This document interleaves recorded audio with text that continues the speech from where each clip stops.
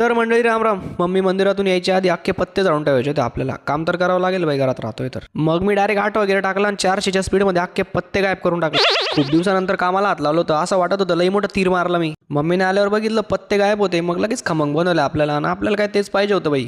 दरवेळेसपेक्षा tasty बनलेले होते पण आज एक नंबर होते, काहीच विषय नव्हता. मग काय खमंग काढले, फ्रेश वगैरे झालो, निघालो आपल्या कट्ट्याकडे. तिकडे जाऊन बघतो तर साई शेट आलेले होते, डोंबड्याची प्रॅक्टिस करत होता. काय कुठे वाजीरा ना काय माहिती, तेवढं ते आलं बाई कुत्र्याचं पिल्लू. त्याला बघितलं असं वाटलं ना बाई, फिलिंग डायरेक्ट ढगात होती. म्हटलं याला आता डायरेक्ट घरी घेऊन जाऊ. पण ज्याचा होता तो म्हणे नाही मनाकडे एकच यार, म्हणतात तेच मला पाहिजे. पण तो द्यायचं नाव नाही घेत होता. पण जाऊ द्या म्हटलं सोडा. तोपर्यंत झाला निखिलचं आगमन. माझ्या बॅटला टो गार्ड करून दे म्हणे. मग त्याच्या बॅटला टो गार्ड वगैरे केला आणि रिकाम्या कामांमध्ये आपण एक्सपर्ट आहे, त्याच्यामुळे तो माझ्याकडे आला. तेवढ्यामध्ये मोहन आणि मस्त पिल्लू सोबत 1-2 फोटो काढून घेतले. मग कार्यालयात गेलो. उत्तर कार्याचं जेवण होतं बाई, ते आपल्याला काही रलय नाही. जेवण करून आणू कल्पेशने खतरनाक एक्सप्रेशन दिलं. मग त्याचा एक रील शूट केला माझ्यासोबत आणि लगेच आपलं पार्सल आलं बेला बेटाचं, ते अनबॉक्स केलं आणि तेवढ्यात झालं गण्याचं आगमन. आता हा फक्त शरीराने वाढून गेलाय, याची बुद्धी तेवढीच आहे. मग काकांचा फोन आला, मला स्टेशनवर सोडून दे. मग काकांना स्टेशनवर सोडायला गेलो. काकांना पण ब्लॉग मध्ये घेतलं, त्यांना पण यायचं. तर बाकीच्या गोष्टी पुढच्या ब्लॉग मध्ये सांगतो ना हो. तोपर्यंत जय श्रीराम.